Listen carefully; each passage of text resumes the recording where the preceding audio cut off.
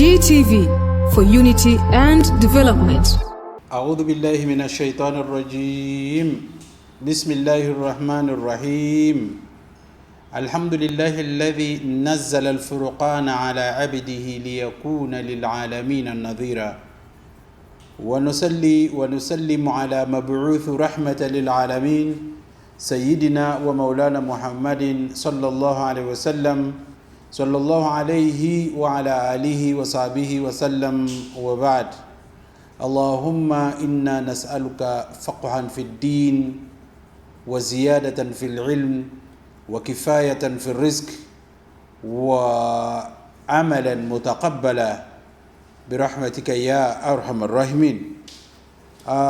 Brothers and sisters in Islam, those who are listening to me, the other time we discussed, the previous Friday, we discussed on issues to do with the madrasa, and we said madrasa is not different from seminary because all is doing the same work, while seminaries educate the Christian theologians, but also madrasa is also a program that informs the Muslim community of their religion.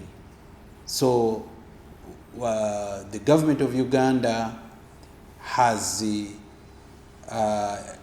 allowed freedom of worship, which means that if there is freedom of worship, there should also be the freedom of educating the worshippers with their religion. And we said that Islamic religious education, which is called madrasa, starts from nursery, what would call the early childhood development, to the grave, because the Prophet says, al-ilmu min al-mahdi ila al-lahad, that education starts from the time the child is born to the time the person is going to his grave. That's where that's where education ends. So whatever continues there is now a test for those who were getting educated on earth. That's why Allah says, وَاتَّقُوا يَوْمًا تُرْجَعُونَ فِيهِ إِلَى اللَّهِ. Fear the day you are going back. The first verses of the Quran says, Iqra bismi rabbika, that you should read. The moment you are born, begin reading.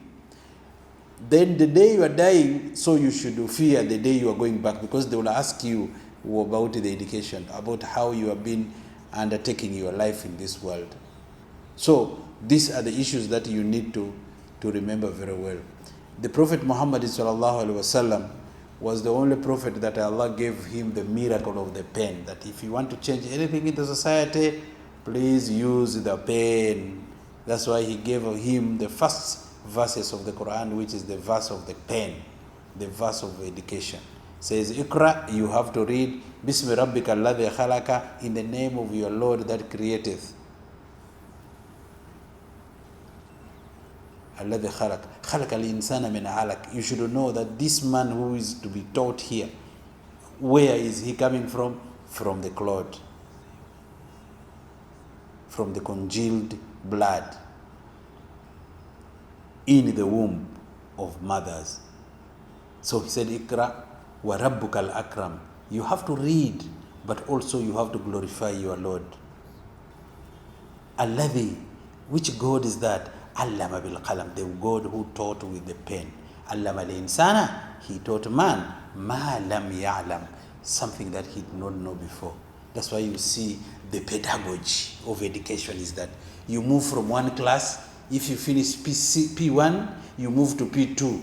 If you finish P2, you have completed, they test you, you know what is in P2, then they will teach you with the unknown in P3, unknown in senior, unknown, you continue like this. It is learning, teaching man with what he did not know before. So today we are not going to deal with that. Today we are going to deal with the decolonization of education system in Uganda.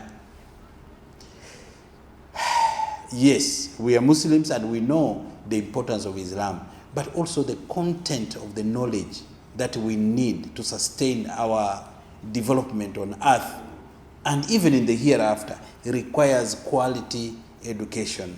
the quality, the content of the education, the time you have given to the education, the people who are teaching this education, and the facilities you need for this education all matter in what is called quality education.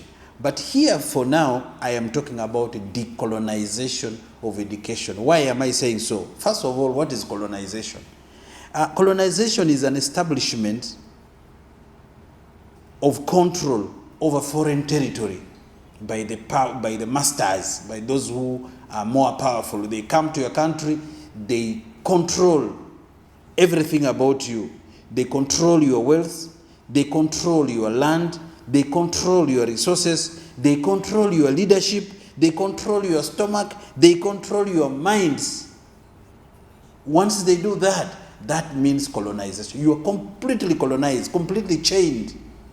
I remember 500 years ago, we were chained up using physical ropes, physical chains, and after the so-called independence of our countries in Africa, then they broke the physical chain that is in our hands, physical chain in our necks, physical chain in our legs.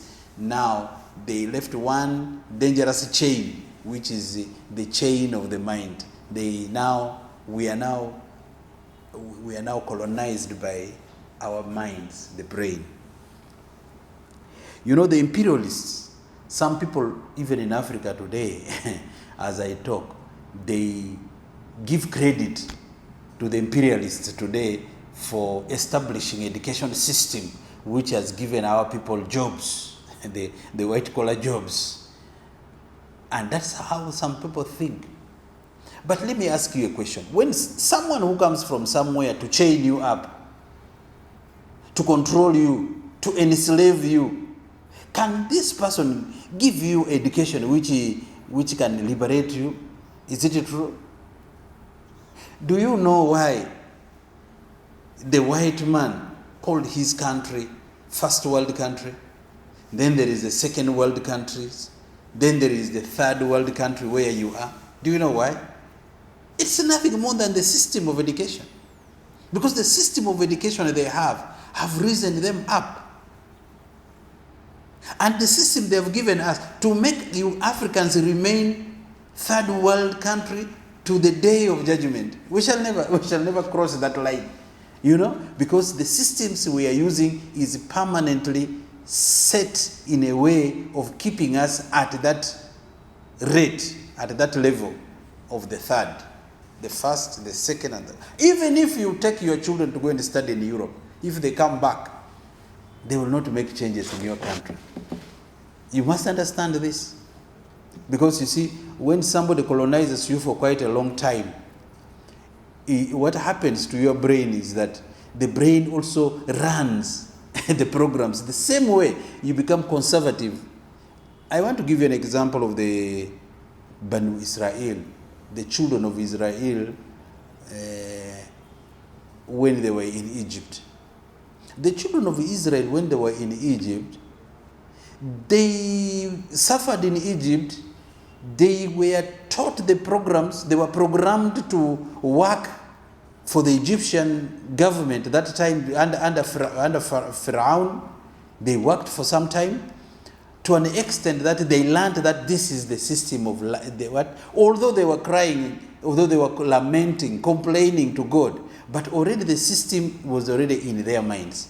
Now the time Nabi Musa alayhi salam came to take them away from the trouble, the only difference was that Musa took away from one location to another, but the brain remained the same, enslaved the same.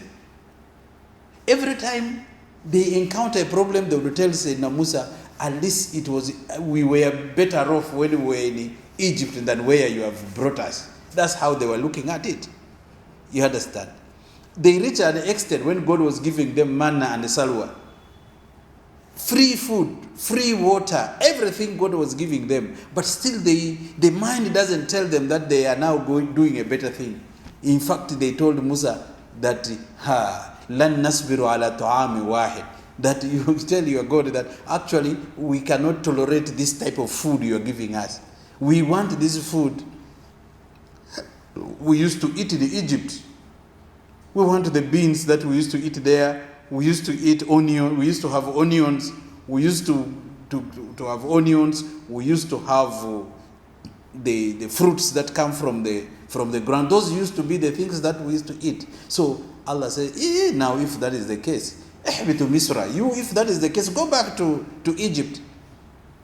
You understand? Go back to Egypt. Why was it so? Because their minds were concentrated and saturated with the colonial system that they were used to. And because of that, Allah subhanahu wa ta'ala made them to stay, not to reach the promised land for quite a time. 40 years they were meandering in the wilderness without entering there. You see, today if you move from Egypt to Israel by plane, that is just 20 minutes by plane. If you are to go by bus, it is around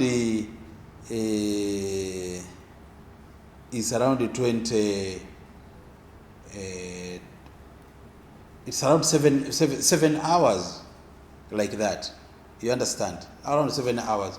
If you are to walk by foot, you can take around 6 to 7 months. So you can see that the place is very near, very close, but they were unable to reach in time. Why?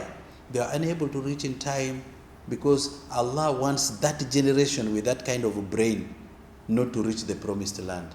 So they have to die, and then the new generation that did not understand the problems or this enslavement in Egypt would be the ones to go. You can see that. Those are the issues that we need to think about. That's why the imperialists, if you go to Europe today, what the teachers do is to introduce their children to their visions. Each child has its own vision, and then they help these students to pursue their vision to the end. For them, they pursue vision. But in Africa, it is different. In Africa, it is about a revision. They pursue revision. The other one is dealing with the vision. This one is dealing with the revision. And what happens to children or to a generation, to the young generation that pursue vision? At the end of it, these are the children who become the assets of a country. But now if you have no vision, but only revision, and you're revising what? You are revising other people's visions. That's one thing you should know. You are chasing other people's vision, not your vision. So you, at the end of it, that generation becomes a liability. That's why you see our children, they can take 24 hours behind the what? Behind a television. What do they do when they are behind television? Whose vision are they revising? You understand? But the children in Europe, that's not what they do. They are not on TVs at all. They are on books, reading the knowledge of the philosophers. If they want to become doctors, they have to read the books that can make them think and reach that goal that they are fighting for. Very, very different. And they become assets. Now for us here, you have to learn how Bruce Lee fights. But Bruce Lee is doing it in order to get his future. He gets his money to build mansions. Now for you, after your child learning how Bruce Lee does things, what do? You go to the street, you kick people down and get their money and put in a pocket. The next day, police arrests you, you are in jail. It doesn't make sense. So, our approach to education system should be based on the problems facing our country. For the colonizers, what they did was they created a system which is to solve the problem in their countries. You understand? They make us as producers, but not manufacturers. You have to produce the raw material here in order to satisfy their industries in Europe. So your education should be in that, should be arranged in that form. And because communication becomes very important in this area, then language, English language becomes compulsory in schools.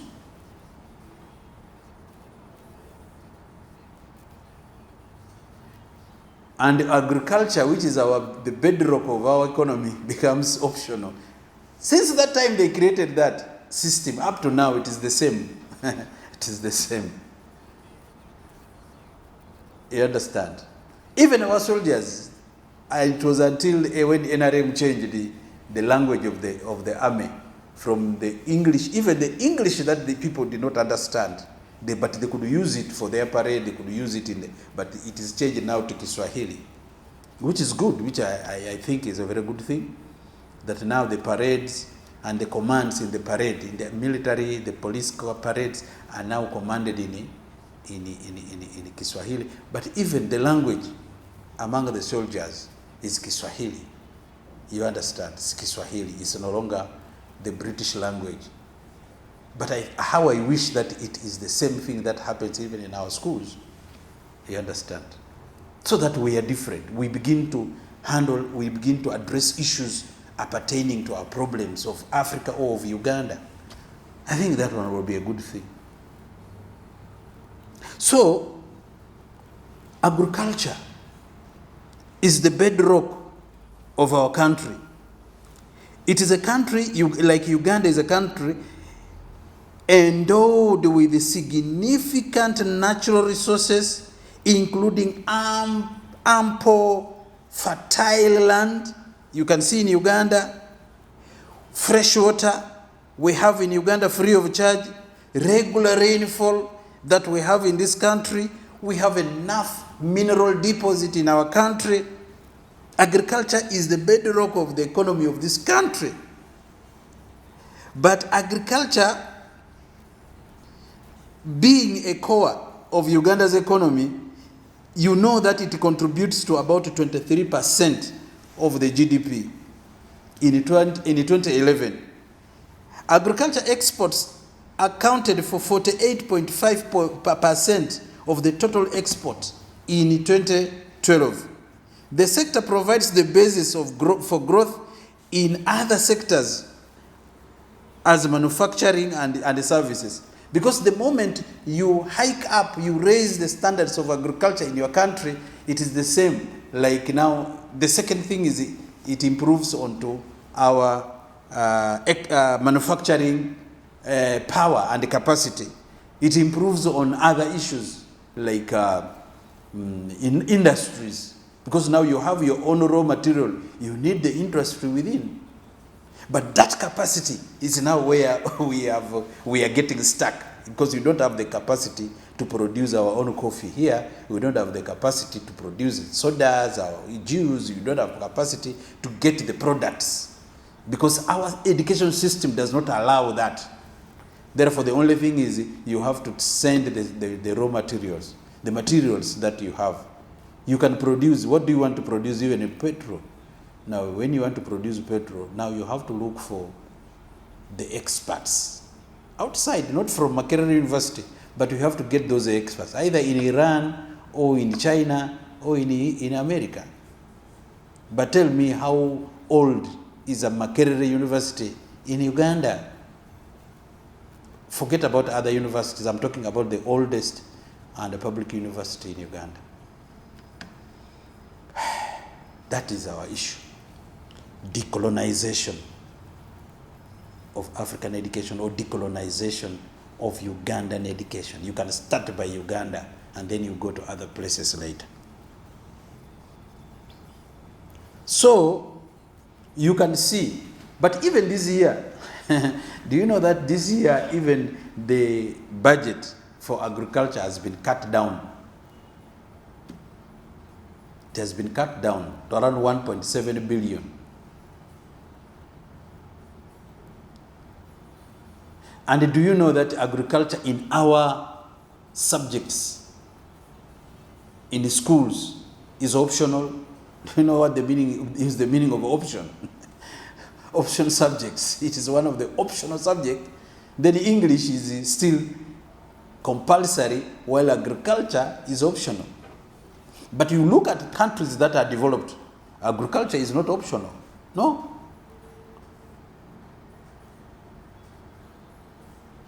Did you know why in the time of Nabi Allah Yusuf alayhi salam, agriculture was the most important economic aspect in Egypt, even up to now?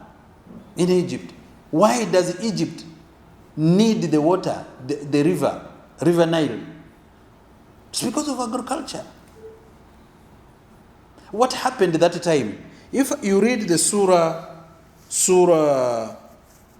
of Yusuf, verse 43, Allah subhanahu wa ta'ala says, أعوذ بالله من الشيطان الرجيم وقال الملك إني أرى 7 بقرات سمان يأكلهن 7 عجاف و7 سنبلات خضر وأخرى يابسات يا أيها الملأ أفتوني في رؤياي إن كنتم لرؤياي تعبرون. Here, and once the king of Egypt said, verily I saw in a dream 7 fat cows from 7 lean cows, being the lean cows eating the fat cows, and 7 green ears of corn and other 7 dry. O chiefs of my court, explain to me my dream, if you are able to interpret the dreams.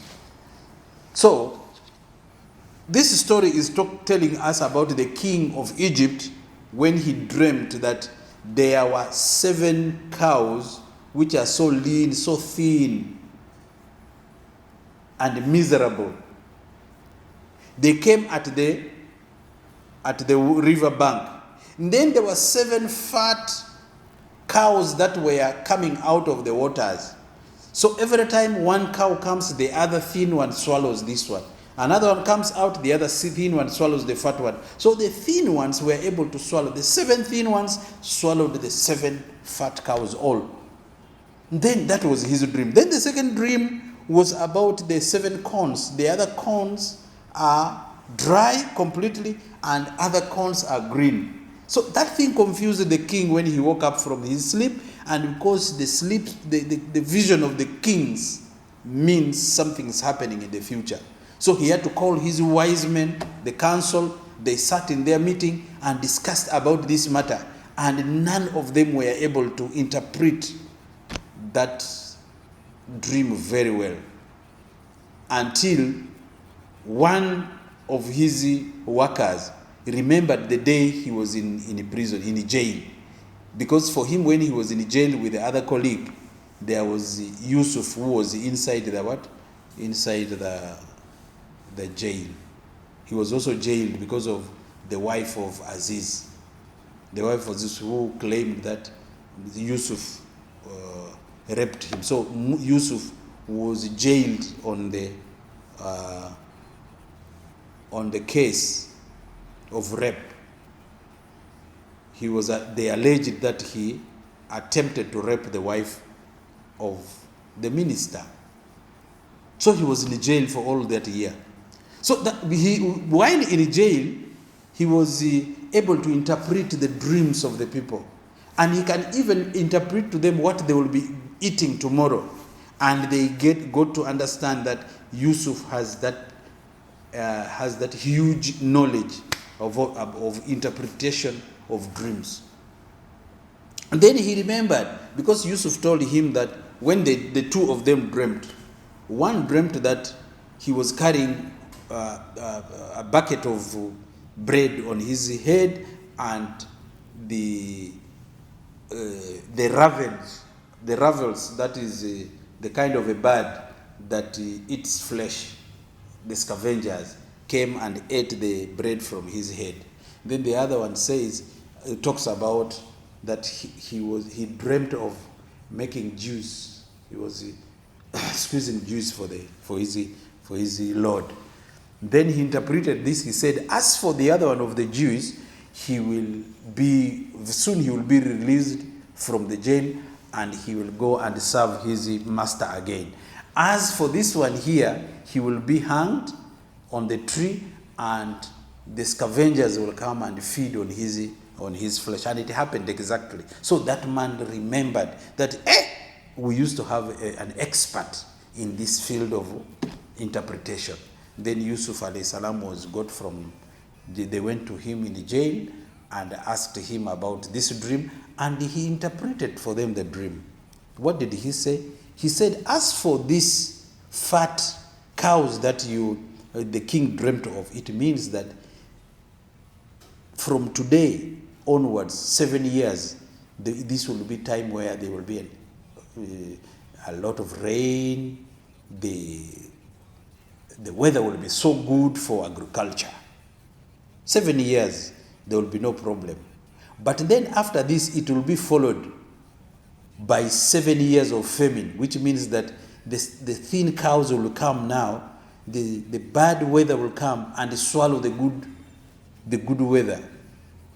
So there will be no good weather, there will be no rain, there will be drought for another 7 years.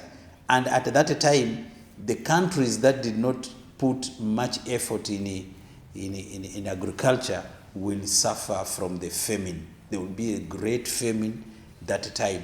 So the only thing you have to do is now to go to the second. It takes us now to the second dream of 7 corns which are dry and 7 which are wet. Meaning that while you have these corns, we have to go for agriculture, massive agriculture. After going for the massive agriculture for 7 years, we shall get enough food. Now we need to reserve the food. So you see that dry is a reserved one, and the wet one is now the work we need to do in our country of massive agriculture, and then the 7 years will be for drying this one, waiting for people who will need this food. And all countries will have to come to Egypt to look for food, and we shall be rich by selling we shall be selling this food, and that will be the bedrock of our economy of that time. Up to now, Egypt is still embracing that idea of agriculture. Not only Egypt, but also Sudan. You know, the other part of North Sudan is a dry land, and the other southern part is a part where there is a lot of rain. But you imagine that it is in South Sudan that there is hunger.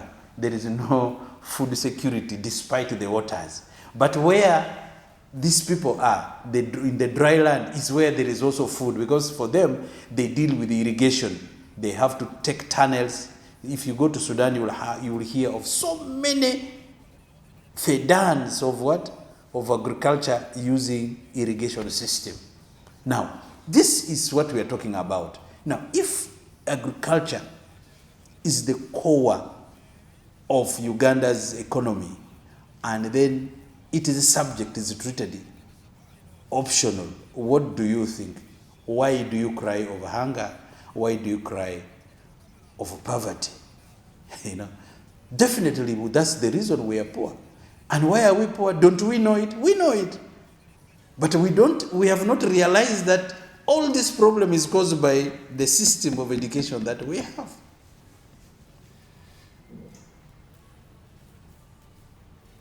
We are not seeing that it is the system. We are thinking it is a bad politics. We are thinking it is a bad word. But it is actually this. Why do you have to know about agriculture when we reach universities? No. Agriculture needs to be started at the lowest level. You know, in this place called Chitende, I went to a school which was a school which is established by a man called Dr. Cheune. Dr. Cheune has impressed me so much in his system of education, and he told us that he went to Germany when he was 4 years. Dr. Cheune, wherever you are, thank you very much for that kind of exposure you are putting Ugandans in. except they have not exposed it, they have not understood it very well. Jaune went there when he was in senior 4 until he got his doctorate when he was in Germany. Now he came back and established a school. I think it's the school called Katende Muslim. If you go there in PG, you will realize that that school, yeah, it exposes students to the education that actually we need, because it is both vocational and the normal theory we have in education. Students are in class, but at the same time, there are students who get specialized in design, fashion and design, and the students themselves produce uniform for the class. There are those students who deal with the carpentry and the joinery. Now, even their own school don't have to go and buy desks and tables from somewhere. No, it is the students themselves make tables and chairs for the school.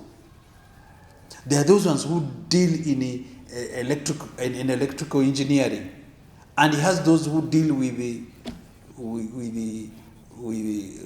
what mobile we call automobile. He has them. There are those ones who deal in agriculture. So you can see that it starts from the time the mind is still very fresh. Very fresh. They get to know these things, and everybody is specializing in this. If this could be the system of education that we embrace, I believe we can go very far. But if the government does not embrace it, as we talk now, but as Muslim schools, where we have enough land, especially in the outskirts, the rural, we can start this program.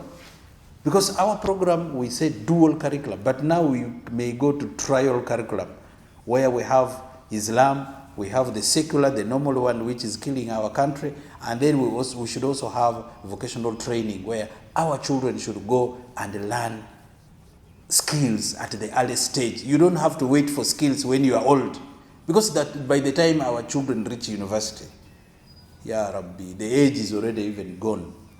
What they think about is now very, very different.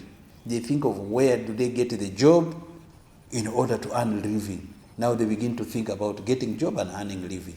That's all. That is the reason for why we are going to school. Which is quite different from the reasons why the European children, our colonial masters, think. So they are thinking on the extreme right. For us, we think the extreme left. So,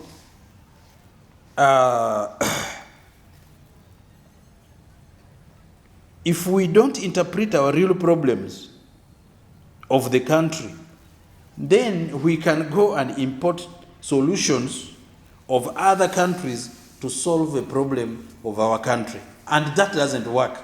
You know, we talk of benchmarking. Let us go into benchmark. And we go into benchmark.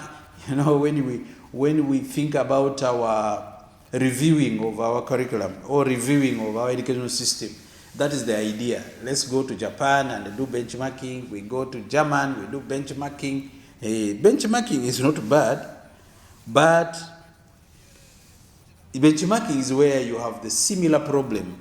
We have a similar problem in Uganda, the similar problem in the other country, but then they got solution to their problems, and we are looking for solution. Then you can go and benchmark.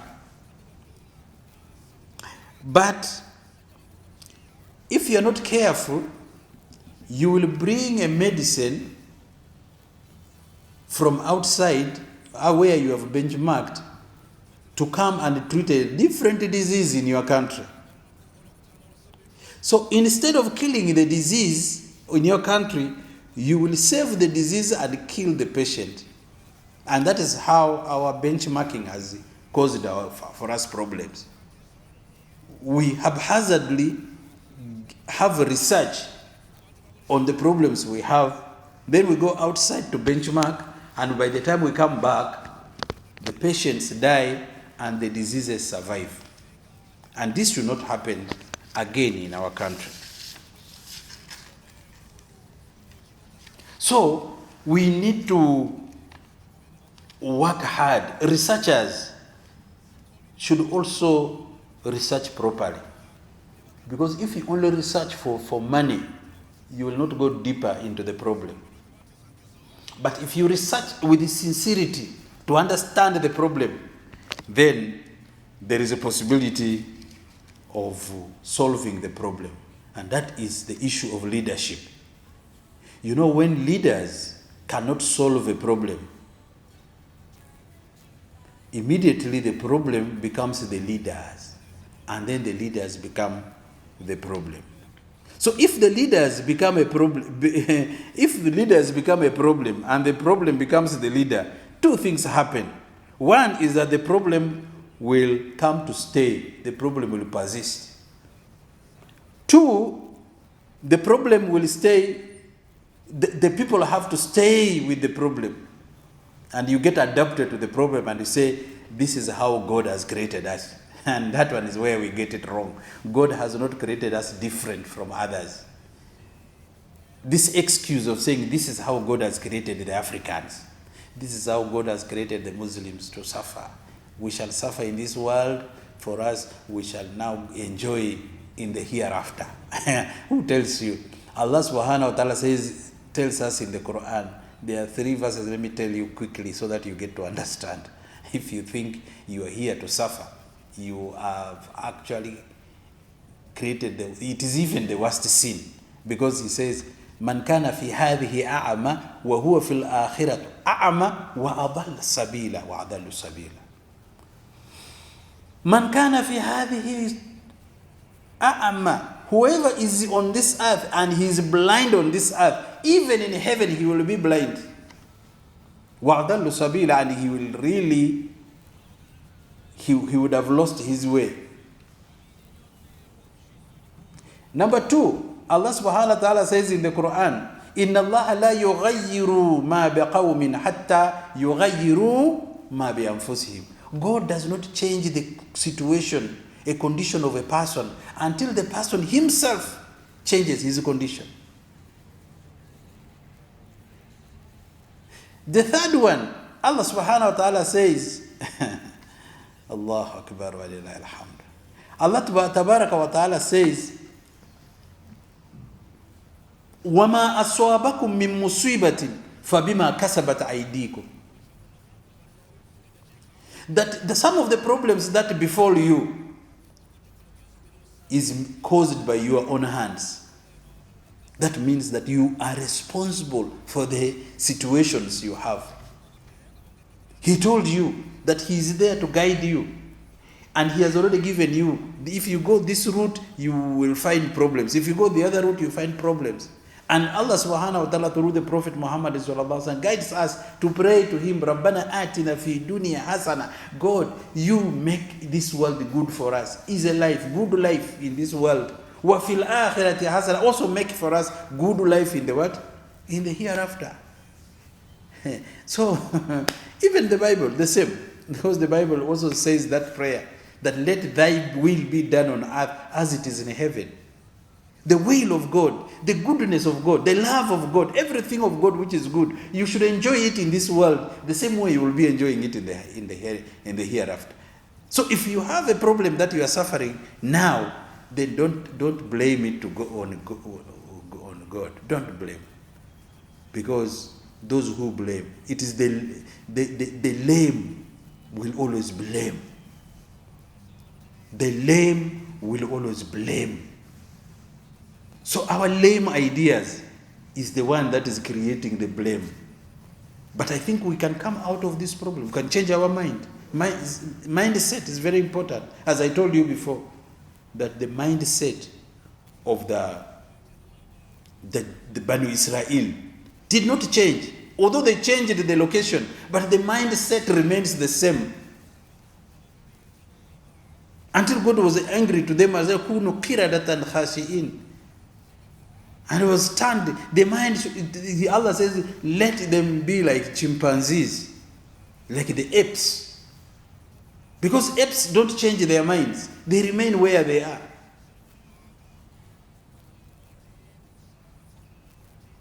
So, brothers and sisters who are listening to me, let us have a mindset, a changed mindset. Let us reorganize our schools. Let us have skills at the earliest age. Because the moment the children have those skills at early age, it's the beginning of our transformation. Early information leads to transformation. Early transformation leads to transfiguration. So those are areas that we need to think about and change. If I were the chairman of the Education Review Commission, I would put these subjects as compulsory, mandatory, and we start it at the primary stage. Number one, agriculture. If you put your mind in teaching children about agriculture, you are solving a problem, indigenous problem. Number two, religious education. I would put it to be compulsory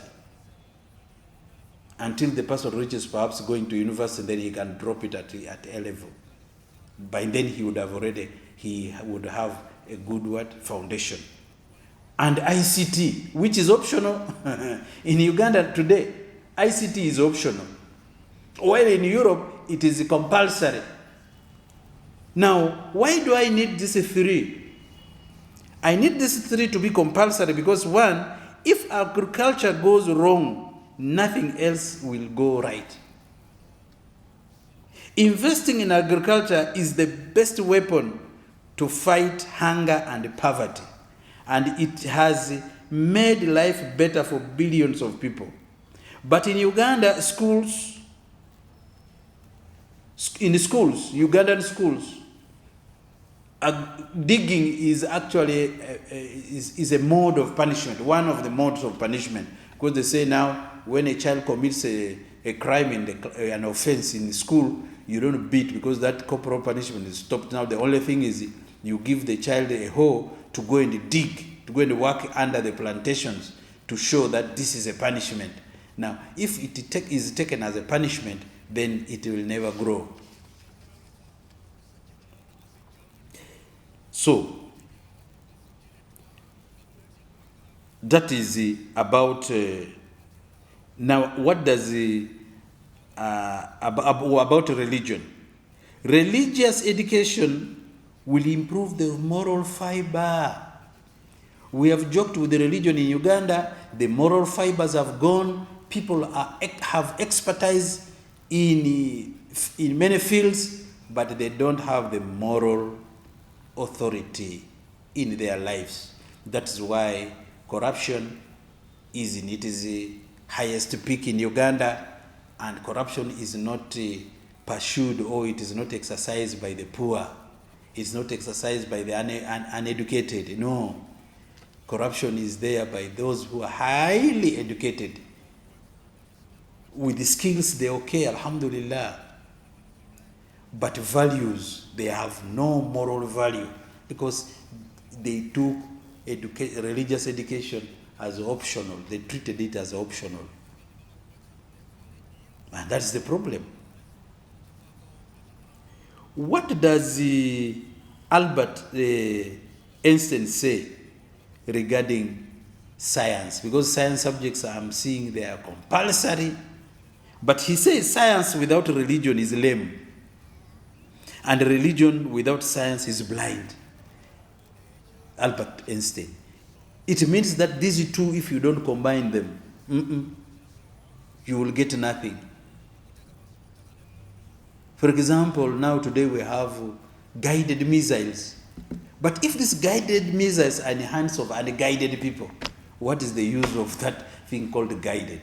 You better guide the people who will be using the missiles Now you have said these missiles are unguided. What about if the unguided person guides it to a place which they are not supposed to? Can you see what is happening in Palestine? Guided missiles from US, are they hitting the hitting the innocent people? And it is used by the unguided people. So religion and the science has to go hand in hand.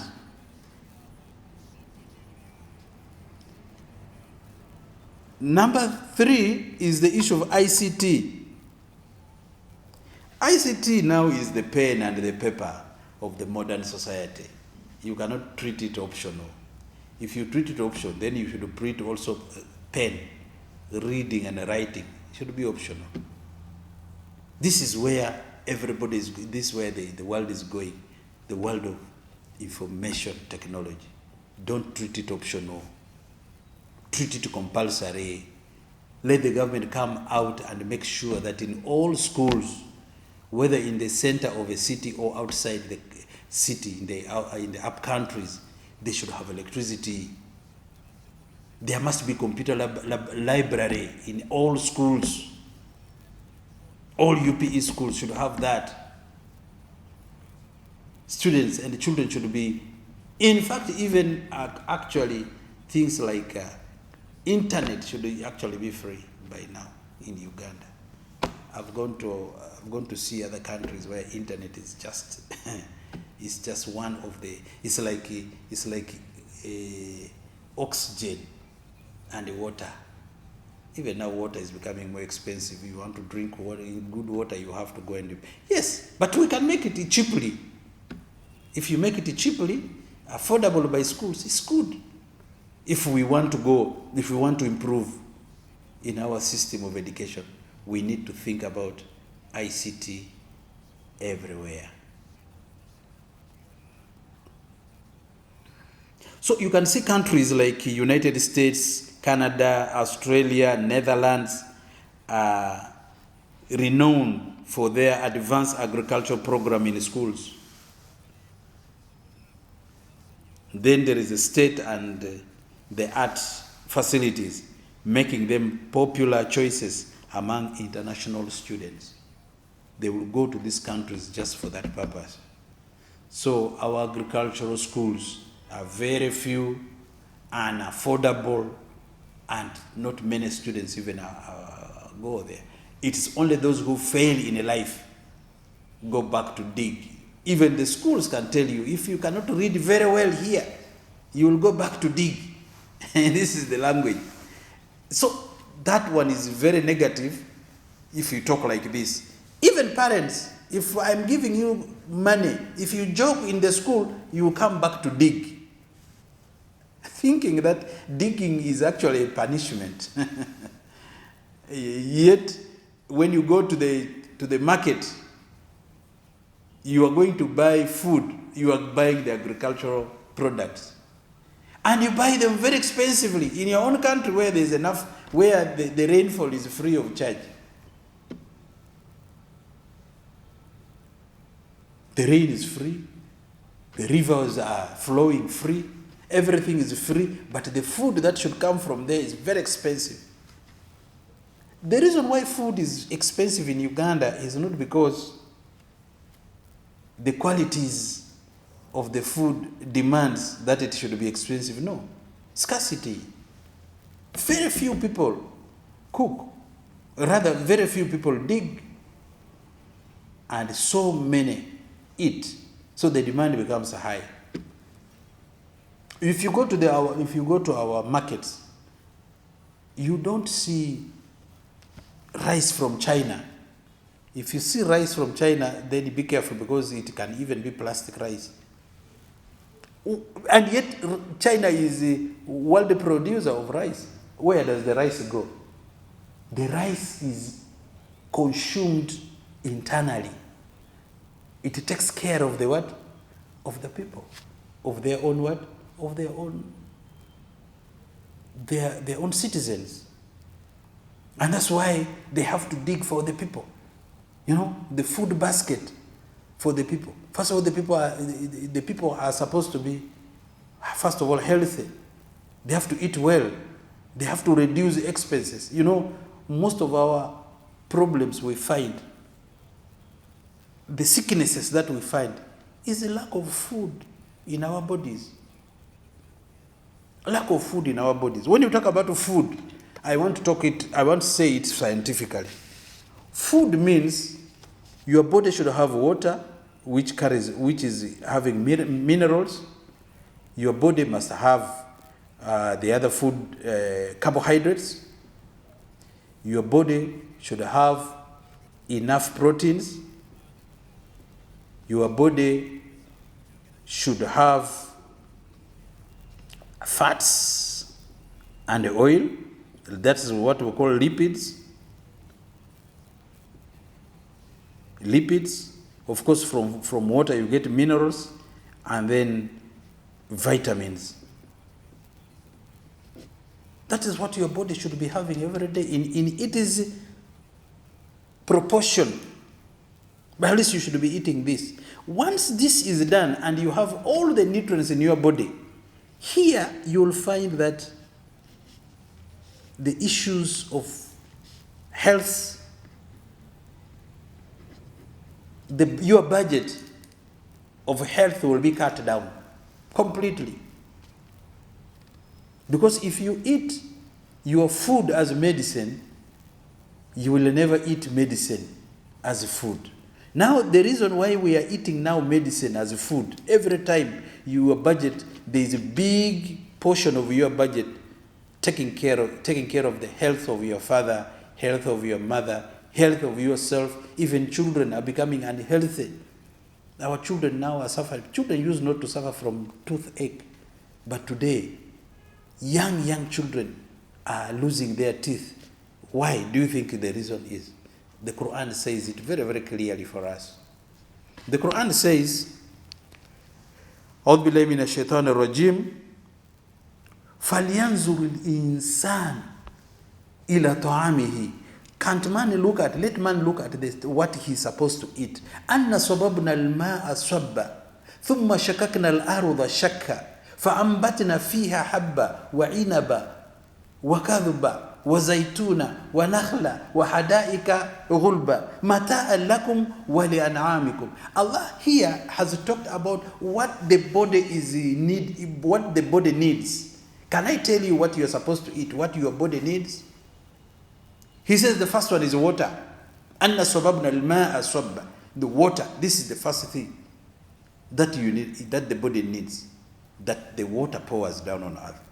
ثُمَّ شَكَكْنَا الْأَرْضَ شَكًا. Then the earth becomes soft and produces the food that is required by the plants.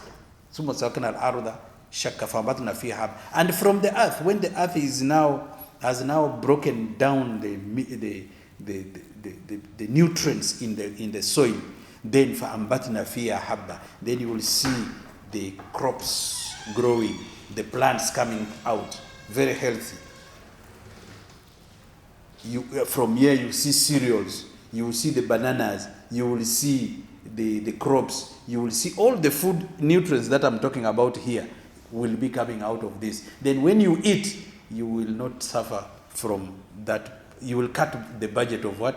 Of health in your what? And all this is not about anything. It's about decolonization of the imperial education system, and we set up a system that promotes our own growth, system that addresses our own problem in Africa. Assalamu alaikum wa rahmatullahi wa barakatuh.